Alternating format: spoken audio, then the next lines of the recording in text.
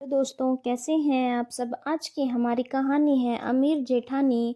अगर अच्छी लगे तो चैनल को लाइक शेयर और सब्सक्राइब करना ना भूलें। अरे बहू, जरा मेरे लिए एक गिलास पानी तो लाना। जानकी जी हॉल में बैठे हुए अपनी छोटी बहू सुनीता को आवाज लगाती हैं।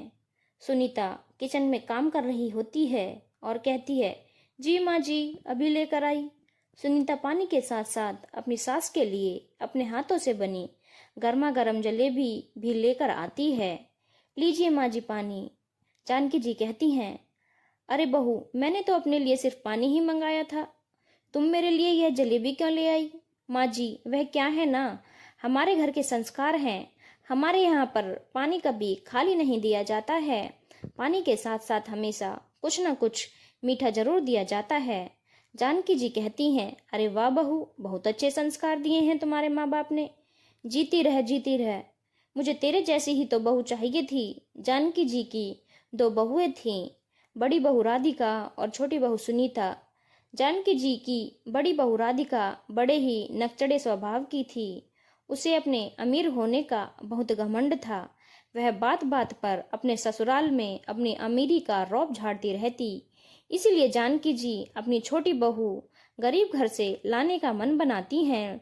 इसीलिए वह अपने छोटी बहू सुनीता एक गरीब घर से लाती हैं। एक दिन जानकी जी हॉल में बैठकर चाय पी रही होती हैं। तभी उनकी बड़ी बहू राधिका आती है और कहती है, अरे माँ जी, यह मेरे कुछ कपड़े रखे हैं, ड्राई क्लीन वाला आए तो इन्हें दे देना, इनमें कुछ दाग लग गए हैं। तभी वहां सुनीता आती है और कहती है, अरे दीदी, धोबी को देने की क्या जरूरत है, मैं ही धो देती हूँ, मैं सारे दाग निकाल दूंगी। बड़ी बहू राधिका मुस्कुराते हुए कहती है, आ गई ना तुम अपनी असली औकात पर।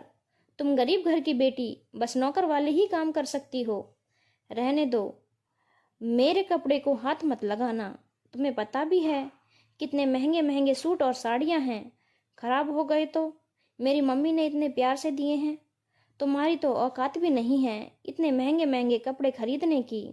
अरे जितने के तुम्हारे 4 सूट आते हैं उतने का तो बस मेरे सूट के दुपट्टे होते हैं। कोई जरूरत नहीं है मेरे कपड़ों को हाथ लगाने की। जानकी जी को अपनी बड़ी बहू राधिका का इस तरीके से सुनीता से बात करना बहुत बुरा लगता है, लेकिन वह बड़ी बहू को कुछ नहीं कहती क्योंकि वह घर में कलेश नहीं करना चाहती थी। एक दिन शाम को सभी घर वाले बैठकर खाना खा रहे होते हैं। तभी राधिका चिल्लाते हुए कहती है, अरे सुनीता, यह क्या हमेशा गरीबों वाला खाना बनाती रहती हो। तुम में बिल्कुल भी अकल नहीं है कि अमीर घरों में कैसा खाना खाया जाता है। तभी जानकी जी कहती हैं, राधिका बहू, यह गरीबों वाला खाना हम खा लेंगे, किचन का ताला थोड़ी ना लगा है, जो तुम्हें खाना हो वह अपने लिए जाकर बना लो। कैसी बात कर रही हैं माँ जी आप, मैं गलत थोड़ी ना बोल रही हूँ। जानकी जी बोली, माँ जी, कैसी बातें कर रही हैं आप। नौकर चाकर थे मेरे घर में, खाना बनाने के लिए भी अपने हाथ से कभी पानी का गिलास भी नहीं उठाया। मैं अपने मायके में और यहाँ अपने लिए खाना बनाऊंगी। छोटी बहू सुनीता कहती है, अरे भाभी, आपके घर में खाना बनाने के लिए भी नौकर थे। राधिका बोली, हाँ जी, खाना बनाने के लिए भी। फिर सुनीता कहती है, अच्छा भाभी, फिर तो आपको पढ़ाई करने का बहुत समय मिल गया होगा। आपने पढ़ाई में कौन सी डिग्री ली है। तभी सास जानकी जी कहती हैं, अरे सुनीता बहू, राधिका बहू बस 12वीं पास है, तेरी तरह इसने डबल एमए नहीं किया। तभी राधिका मुंह बनाते हुए कहती है, माँ जी, आपको पता भी है मैं 12वीं तो की है, लेकिन इंग्लिश मीडियम से, और यह तुम्हारा डबल एमए उसके आगे कुछ नहीं, हिंदी मीडियम कहीं की। फिर सुनीता कहती है, अरे भाभी, कैसी बातें कर रही हैं आप। 12वीं के ज्ञान में और डबल एमए के ज्ञान में जमीन आसमान का अंतर होता है। अंग्रेजी मीडियम सिर्फ एक भाषा है, कोई ज्ञान नहीं, और हमारी हिंदी हमारे भारत की राष्ट्रीय भाषा है, और मुझे कोई शर्म नहीं है इसे पढ़ने में। तभी जेठानी राधिका गुस्सा करते हुए कहती है, क्या तुम मुझे गंवार कहना चाह रही हो। तुम्हें लगता है मैं गंवार हूँ। अरे 12th पास होते हुए भी तुमसे ज्यादा अकल है मेरे पास। और इतना कहते हुए वह बड़बड़ाते हुए अपने कमरे में चली जाती है। वहीं खाने की मेज पर बैठा हुआ जानकी जी का बड़ा बेटा कहता है, अरे माँ, यह कैसी बात कर रही थी आप राधिका से? पहले तो आप अकेले ही मेरी बीवी के पीछे पड़ी रहती थी, अब छोटी बहू भी आपके साथ मेरी बीवी के पीछे पड़ी रहती है। तभी बड़ा बेटा कहता है, बड़े भैया, यह कैसी बातें कर रहे हैं आप? सबसे पहले तमाशा तो भाभी ने ही शुरू किया था, और इस तरीके से घर में हर दिन कोई ना कोई कलेश होता ही रहता।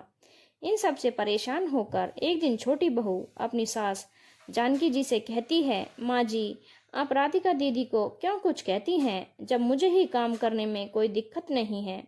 माँ जी, आपसे विनती है, आप राधिका दीदी को कुछ मत कहा करो।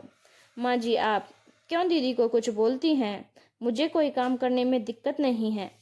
जानकी जी बोली, अरे सुनीता बहू, अब बड़ी बहू को तो यह समझना होगा ना कि यह उसका मायका नहीं है, यहाँ उसे बहू के जैसे ही तो रहना पड़ेगा। लेकिन पैसों की मारी जेठानी कहाँ यह सब कुछ समझने वाली थी।